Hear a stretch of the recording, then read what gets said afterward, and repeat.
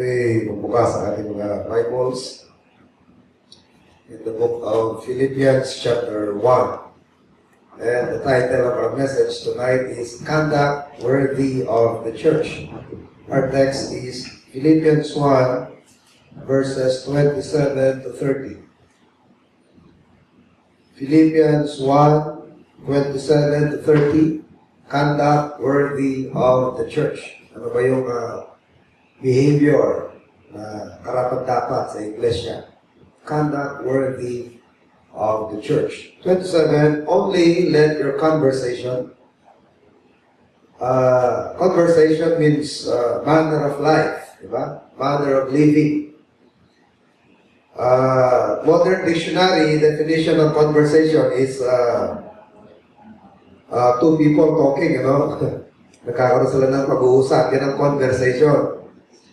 Pero 1611 time, ang ibig sabihin ng conversation is way of life.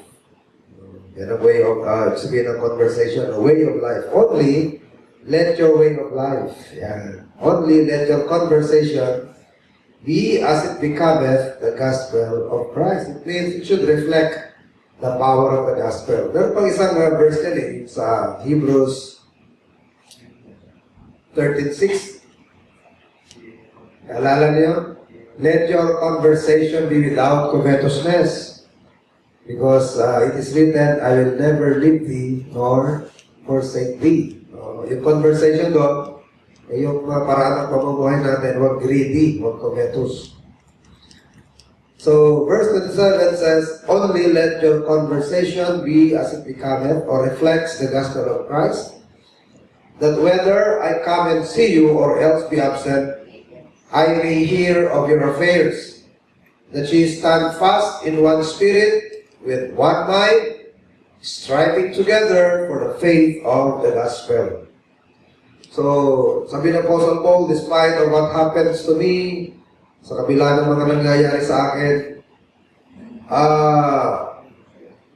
consolation na. Sabi niya, only, di ba? Only. Sabihin ng only, kumbaga, malaking konsuelo.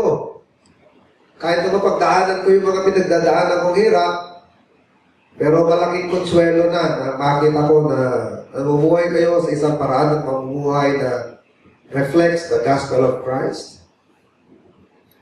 At sa makita ko kayo o wala man ako, marinig ko ang inyong kalagayan. I may hear of your affairs. At ano bang naisip ni Apostle Paul sa mga taga-Philippians? That is stand fast in one spirit. Na merong unity sa church. You stand fast in one spirit. And with one mind.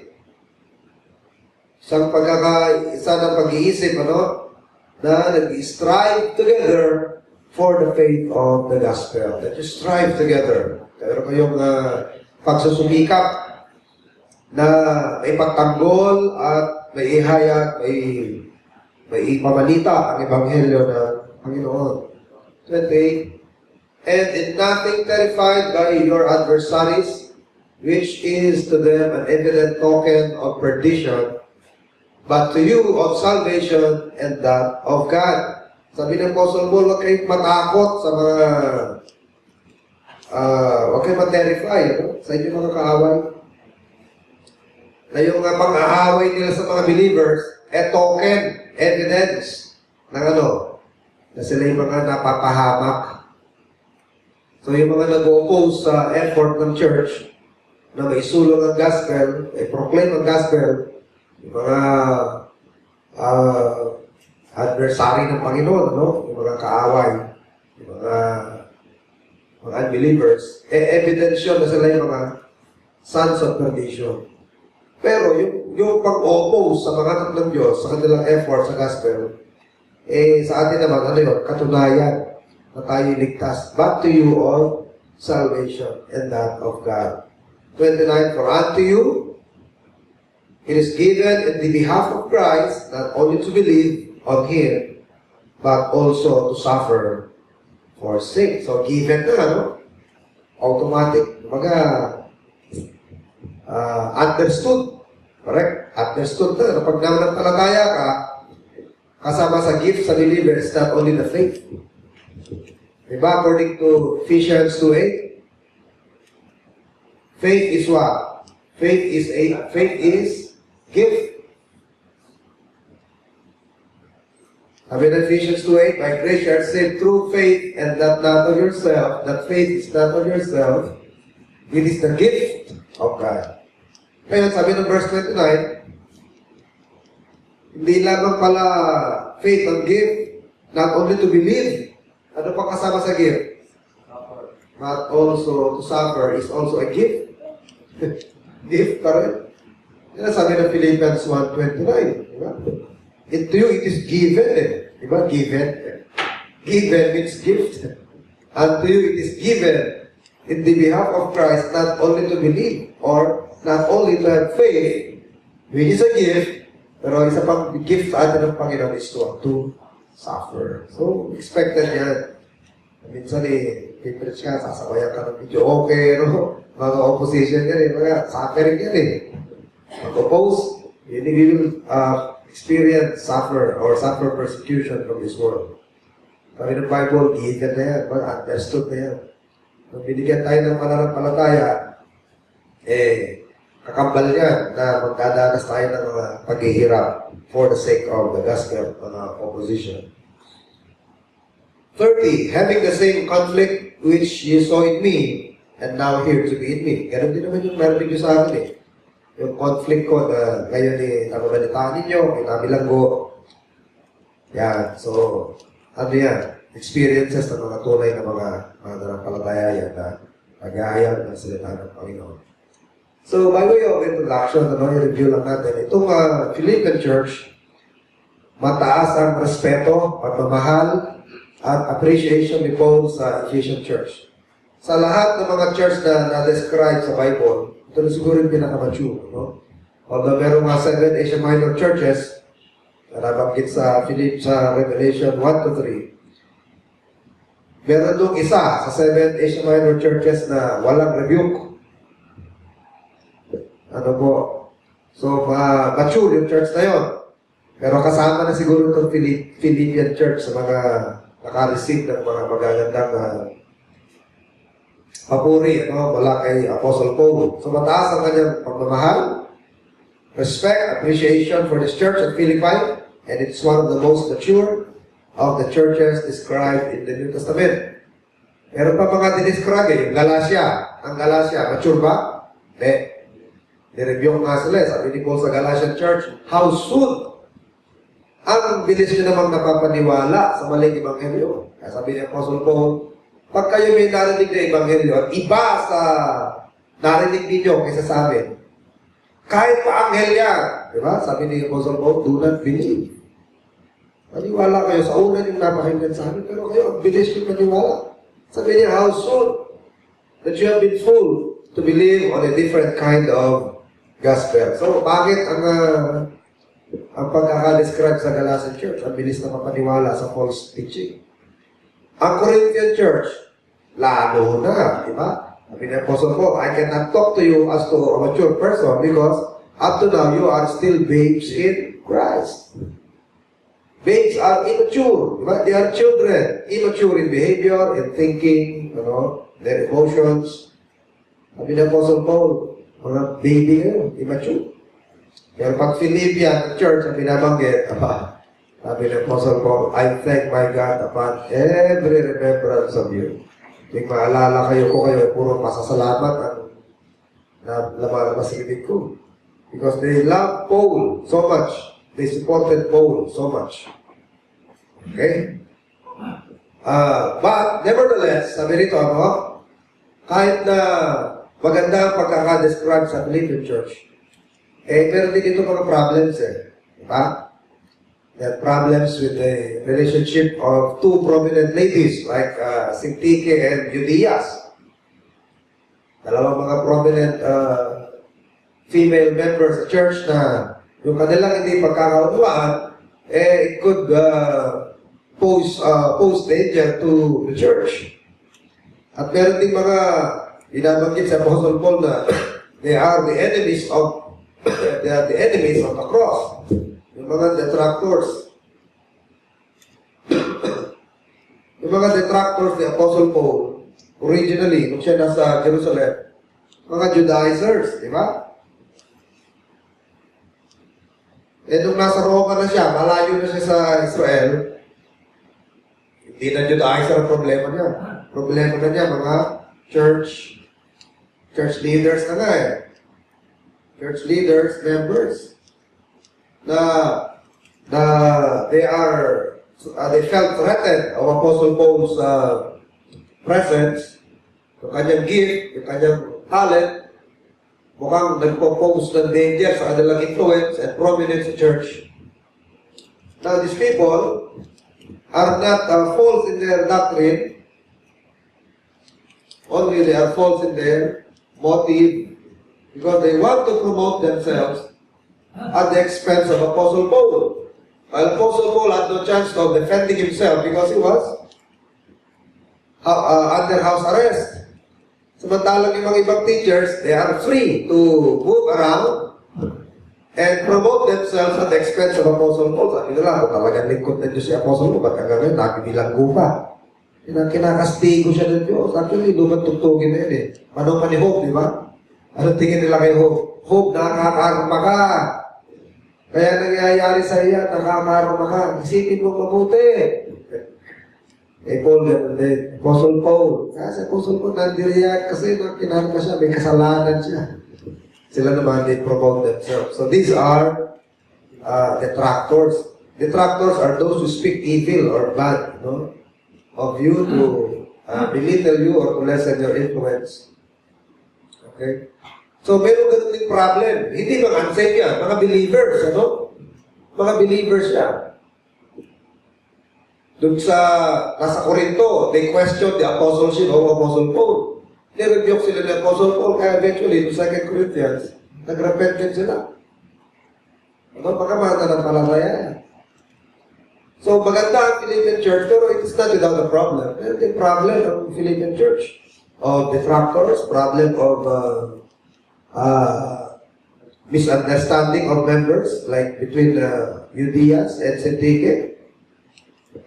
So, meron sila mga problems. And Paul was also mentioning of the members of the congregation sa Philippians 3, 17 and 18. Sa natin ng Philippians 3, binabanggit pa siya problema niyan eh. Brethren, be ye followers together of me and mark them which walk so as ye have asked for an example. For many walk, of whom I have told you often, and now tell you even weeping, that they are the enemies of the cross of Christ. Sabi ng Apostle Paul, do not even to eat with them. Do not shake hands with them. Do not eat with them. Pag walang repentance, sabi ni Paul, pag walang repentance, consider him as an unbeliever para mapahiya. Yet, entreat him as a brother. Para pagka sakaling mawin mo, nawin mo siya, nag-gain mo siya sa Panginoon. Pero didistansya ka, sabi ni Apostle Paul, para ma-realize siya yung kanyang mistake. With the hope na ma-realize niya yung kanyang mistake, mapahiya. So, meron ka ng mga problems. Ano? And the Apostle also knew that it will not take very long even for a faithful church to slip into indifference and even to moral and doctrinal error.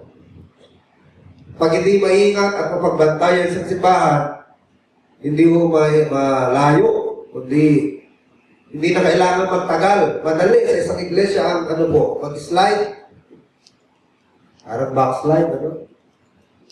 Madaling mag-slide saan? Into indifference. What do you mean by indifference? You grow cold, maging cold ka na. Di ba? Maging cold saan? Sa mga Christian duties mo. You will grow cold. Parang wala ka ng gana sa mga ministries. Wala ka ng gana sa mga program ng church. May program of evangelism, may program of mission, parang narinig mo pero labas lang sa tenga mo. Kailangan nila suporta. Wala rin. We need your presence. Wala. We need your money. Lalo na. Indifferent. Ano pa? Slip into moral and doctrinal error. Yan. Moral and even doctrinal error. Dami na kaya Baptist ang nag-slide. Dami na. They even removed their name, Baptist. Di ba? Bakit? Unpopular. Unpopular na magkaroon ng tag or name na Baptist. At di natin gayahin yung mga bibilis lumago. Tanggalin natin yung Baptist kasi pag Baptist masyadong sektarya, parang Baptist lang ang pwede. Eh kung community church, pang komunidad, everyone is welcome. Alisin na natin yung Baptist. Kasi pag ginawa natin, nilagay natin yung Baptist, ang dating, parang pag-Baptist lang ang simbahan, ang hindi Baptist, hindi pwede. Yung iba, may pastor nga na Baptist, sabi niya, Pastor, wala nang tinanggal ko yung pangalang Baptist, ang bilis lumago ng gawain ko. Sabi niya, nagmalaki na yan. Alam niyo po, if you are a true Baptist, shame on you, if you are not a Baptist, tinanggal mo yung pangalang Baptist. Napaka-historic kaya ng pangalang Baptist, di ba? Ganda ng kasaysayan niya. Landas ng dugo kaya pinagdaanan niya. Bago naging Baptist yan ngayon, katakot-takot na dugo ang bumuhos. Yung 1,200 years, from 400s to 1600s, that's total of 1,200 years. That's the part of history which we call Dark Age, the Dark Ages, 1,200 years or 1,200 years. Ilang Baptist lahat ang napatay? Ilang Baptist ang napatay? 50 million Anabaptist. Kaya nga, narindi sila kahit yung mga papa ng Roma, yung cardinal ng Roma, si Cardinal Hosius, hindi niya mapigil ang sarili niya. May sulat na, were it not that the Baptists have been grievously tormented and cut off with a knife, they would have sprung in greater numbers than all the reformers. Ang sabi ni Cardinal Hosius, kung hindi pinagpapatay ng mga Baptist na ito, sangkater ba yung mga yan? Ang dami nila kaysa sa mga reformer. Sino ba yung reformer?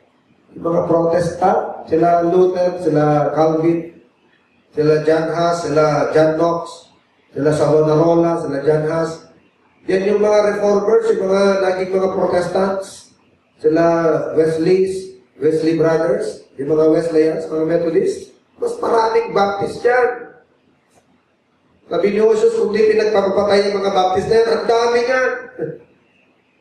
They would have sprung in greater numbers than all the reformers. Tapos aalis sabi pangalang Baptist. Si Apostle Paul, aware niya, sabi niya, Acts 20, nabasa niya Acts 20, verse 28, sabi niya, I charge you, you overseers, you elders, you are the overseers of the flock. Watch over the flock wherein God hath made you overseers, which He purchased with His own blood. Dahil sabi niya, that time will come, grievous wolves shall come, not sparing the flock, di ba? May mga darating na hindi magtatagal, sabi niya. I'm warning you, sabi niya. Day and night in prayer. Dahil sabi niya, alam ko darating yung panahon na grievous wolves shall come and will not spare the flock. At yan, grievous wolves, mga false teachers. Pagkamatay ko halimbawa, mga member naman natin dito, mga men, walang interest sa pag-preach. Lang magkaroon tayo ng mga bagong member dito na ang leading ay Pentecostal.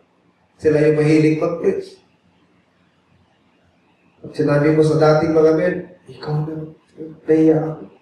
Eh, yung mga Pentecostal, active yung mga, ako na lang, sa linggo. O, yun. Nagpabaptize ka sa Baptist. Pero ang leading naman niya, background, di ba? Ang background naman niya, Pentecostal. Kahit Baptist na siya, nabaptize na ulit ng Baptist, at dala pa rin yung aral, ay pinaggalingan pa rin niya, Pentecostal. May ihalo pa rin niya yun. Tama? May mimix pa rin niya yun. Kaya ba't nang ulit sa namaguta sa bahay? Moral and doctrinal error. So, yun. Sabi ng Apostle Paul sa 27 to 30, nag-switch eh. Yung 1 to 26, verses 1 to 26, or on autobiography to eh.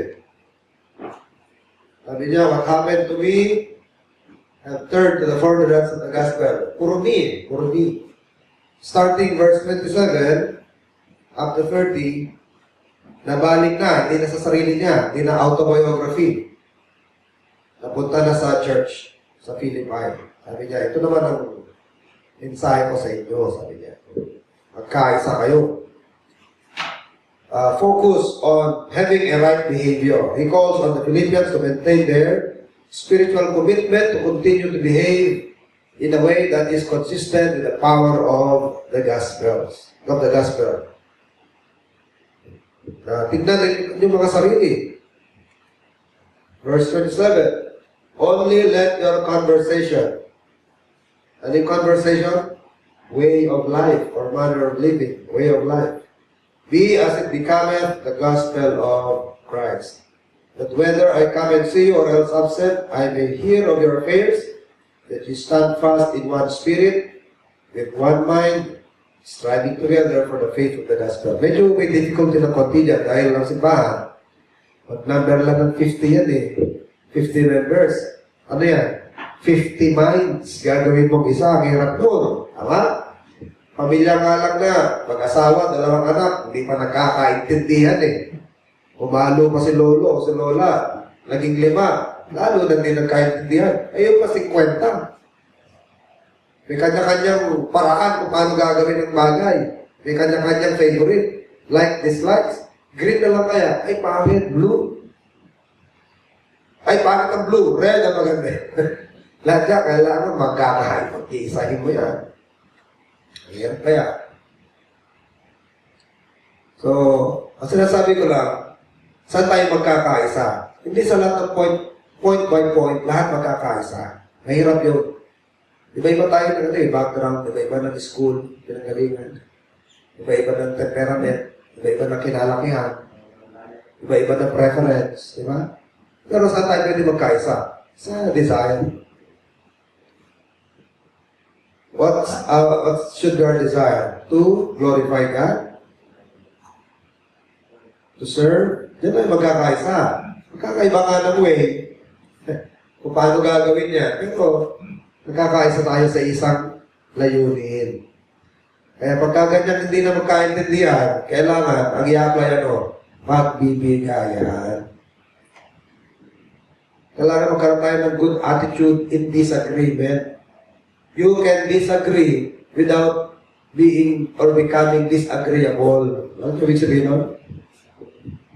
You can disagree without being disagreeable because you disagree not in a disagreeable manner.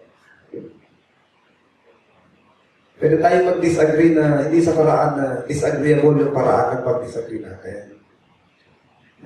Talagang, sige, subukan doon natin yung gusto mo. Pag nag-click, okay. Pag umayos, sige. Pero pag hindi mo try naman natin yung akin. Pero yung walang gustong walang gustong. Pag hindi nyo sinunod yung gusto ko, walk out ako. Hindi ko susuportahan yung mo. Parang gano'n, yun yung hindi maganda. Maganda yung attitude. Sige, try natin yung muna. Pag hindi mo sige, try naman natin yung akin. Pero pagka give way, ayun yun. So, iba man ang ating paraan kung paano gagawin isang bagay. At least, sa desire, doon tayo pwede magkaisa. The desire to serve God and the desire to glorify God. Okay? So, we must maintain a good attitude in disagreement. Kasi hindi naman natin alam lahat ng bagay.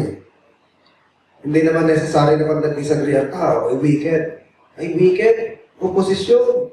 Wicked dito, oposisyon. Hindi naman yun ang ibig sabihin. No?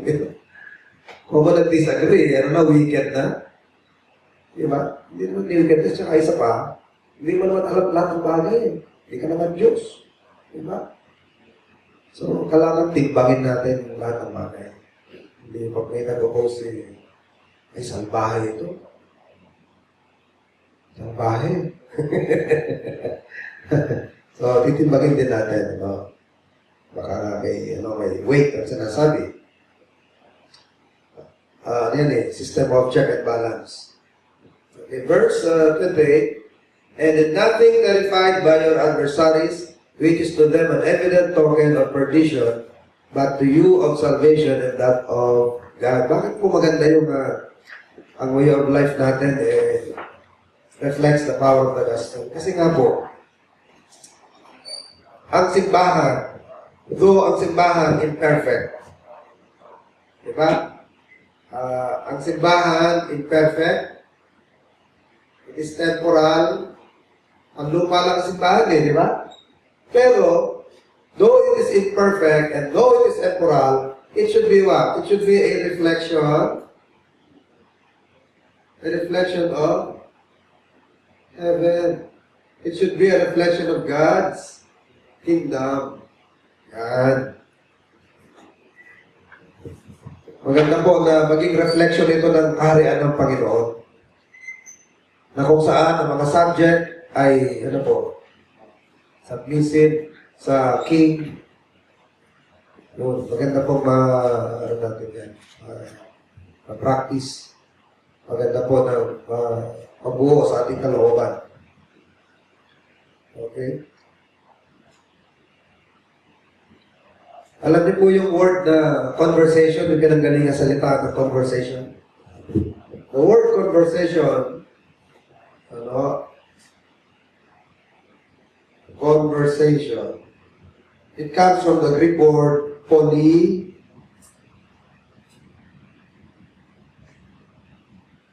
politeomai, which means city. Okay? Kaya naging city. From the word polis. Merong lugar na tinatawag na metropolis, meaning many cities. Kaya ang idea dito sa politeomai is citizen. Citizen. Which, ang talagang idea sa word ng politeomai, as Paul wrote it, is we should become what? We should become good citizen of the city. We should become good citizen of the city. Kasi nung araw, panahon ng Greek at panahon ng Roman Empire, ang mga tao masyadong community-centered, community-minded. Hindi sila makasarili na kahit na nagkalat na yung dyan sa kanal, basta wala naman sa bakurang ko yan. Basta malinis yung bakurang ko. Pero yung mga is Filipino, di ba? Basta malinis yung loob ng bakurang ko. Wala akong pakialam kung ano nangyayari sa kalsada. Hindi ko naman nasakop yan. Walang ganun mentalidad yung panahon na yun. Masyado silang community-minded. Yung kanilang skill, yung kanilang effort, yung kanilang energy, yung talent, kino-contribute nila yan sa ikaunlad ng kanilang city. Lalo na sa Philippi. Bakit? Philippi was a Roman colony. Alam niyo ba ibig sabihin ng maging colony ka? Sabi sa Acts 16:12, Philippi was a colony of Rome. Pagka yung city mo, nag-grant yung status na colony, para kang Rome. Lahat ng rights, privileges ng citizens of Rome, kapareho ka. Para kang little Rome. At yung mga taga-colony na yan, pagka yung status mo naging colony ka, proud ka. Kasi you have been associated with the city of Rome. Bilang ganti naman, you pledge unqualified allegiance and loyalty to the emperor and to the city of Rome. Ngayon, yung mga taga-colony, they adapt the language of the city of Rome, they adapt the dress, even the names. Yung mga pangalan na ginagamit sa capital, yun yung mga pangalan ginagamit nila sa anak nila. Yung pananamit. At hindi lang pati yung language, the official language of the capital is what? Ng Rome. No. Latin. Kaya ang Philippi, Latin speaking yan. At kung ano yung mga privileges and rights meron ng taga-City of Rome, kapareho din yan ng ang Philippi ganyan. Ngayon, ang mensahe ni Apostle Paul, kung yung mga earthly cities, ganun ka-proud yung mga citizens nila, ganun ka-mindful, ganun yung mentalidad ng mga citizens ng human, physical, mga panglupa na syudad. Ganun sila ka-mindful, ganun sila ka-supportive sa city nila. Sabi ng Apostle Paul, dapat ganun din kayo nag-iisip. Dahil kayo ay mga citizens of heaven, you are citizens of God's spiritual kingdom. Sila may pagkakaisa. At ano pa? They see to it that they will not bring dishonor or anything that they will not behave or do things that will bring dishonor to the city in order to become a good citizen of their city. And only let your conversation, only let your citizenship, or only let your way of life be as it becometh. Baga, welcome ka sa syudad na yan. Karapat-dapat ka sa syudad. Kasi kapag ka yung behavior mo, makasarili ka, hindi ka marunong mag-contribute sa syudad, tinatanggal ang pangalan mo sa listahan ng mga citizens. Kaya sila, mas loyal pa sila sa city nila kaysa sa sariling bahay. Ganon sila ka-mindful, ganon sila nag-iisip para sa ikabubuti ng kanilang syudad. Ngayon, ginamit niya Paul na parang illustration na kung yung mga pandupang mga syudad, ang mga citizen, ganon sila mag-isip para sa city nila, ganon din tayo mga mananampalataya. Dapat higit pa. Pinag-iisipan natin kung ano yung ikasusulong ng ating kingdom ng Panginoon. Hindi yung magkakanya-kanya tayo, magkasarili. Kailangan yung kakapatang ko, yung iniisip natin. Kundi kung ano yung ika-promote ng kingdom ng Panginoon, doon tayo. Kung meron tayong kailangan sacrifice natin yung pride natin. O kailangan, mag-sakripisyo tayo ng pera. Minsan, involved yun eh. Wala namang layunin na wala namang mga projects or endeavor na walang involved na sacrifice yun eh, di ba? Ano mang bagay na may value, ano mang bagay na maganda, may sacrifice yan. Di ba rito yung gusto maging maganda yung kantata eh, nakalaw na sa practice hanggang sa... Kayo ba yun, Joy? Pinagbababato na kayo ng kapitbahay? Ayun, gusto nyo lang mapaganda yung kanta nyo. Yung kanta na yun, talaga matindi, sakripisyo. Pati kapitbahay, nagsasakripisyo. Hindi na natutulog dahil sa inyo eh. Alauna na eh, kanta pa kayo ng kanta. Talaga sa gusto ang maging maganda, di ba? Pinasasakripisyohan yan. Walang bagay na nag-excel na hindi pinag-ukulan ng effort. Tama? Gusto mong tumaas ang grado mo, 100% kasalit. Kailangan matinding review yan. Matinding inom ng max yan. para tumaas ang grado. Diba? Yung banjing-banjing ka lang, natin ko laki, will ni Lord, magbihira, Ginamit ko yung will ni Lord. Kasi hindi ka na magre-review, walang effort. Ano bang bagay na gusto natin maging maganda? Yan. It will require a lot of sacrifice on the part of the people involved. It could be your time, your comfort, or even your health, or even your money sometimes. Nakalimitan talaga na i-involve yan. Bibili mo na ng pagkain minsan magagamit mo para sa gawain ng Panginoon. Diba? Okay lang kasi ang hinahabol mo naman, ma-promote yung kingdom ng Panginoon. Gawain ng Panginoon. So, yun ang nasa isip ni Apostle Paul when he mentioned these things. Only let your conversation be a worthy citizen of the city. Yung mga earthly cities, ganyan yung mga citizens nila. Ganyan sila karugdog, dedication. Supposed to be, ang mga anak ng Panginoon, sobra pa dyan. O kailangan may sasakripisyo para lalong umunlad ang gawain ng Panginoon. Hindi ba yung paglilingkod na ano na parang ano lang yung mediocre, pwede na. No? Pwede na itong gantong legit, pwede na po. Oh, pwede na. Tuturo ka ng Sunday school. Oh, pwede na pa. Pwede na siguro. Mga Pilipino, may lisagan yun, ano? Pwede na. Aabot ba naman ito sa oras? Aabot naman sa oras eh. Pwede na. Ano masyadong ano? Hindi ba talaga pinag-aanda na gusto? Ay mga special numbers eh. Parati ko na nasabi. Be sure, make it special. Kaya nga special number eh. Special number, make it special. Tinawag na special number. Eh kung pare-pare lang din ang tono ng kasama congregation, umawit na ng buong congregation. Para pa naging special, pare-pare lang din naman ang tono, walang parts. Hindi umawit na lang ang congregation.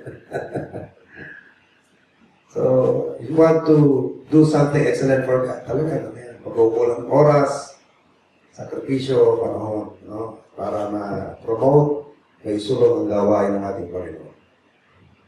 Okay, so yun po lamang, ano, tayo po'y manalangin para sa ating mga kaloob sa gabi nito. Salamat po, Ama, sa mga palaala ng salita, patawad sa aming mga shortcomings, mga pagkukulang. Tawad po, Ama, sa mga dapat gawin na hindi namin nagagawa, sa mga hindi naman dapat gawin na siya namang nagagawa. Salamat po, Ama, sa pribileyo, pagkakataon na makapaglingkod at magamit sa inyong mga layunin. Patawad po, Ama, sa half-heartedness ng aming paglilingkod sa inyo. Kaya ginawa kami, Ama, patuloy na pangunahan sa maayos na pagsamba at paglilingkod. Wala niyo po, Ama, ng kaloob. Nawa po, Ama, at patuloy na makasapat sa mga gugulin ng inyong iglesia. And you bless also, God, the prayers of your children tonight, mga requests ng bawat isa. Po, Ama, yung dalangin sa kalan ng Panginoon Jesus. Amen. Okay,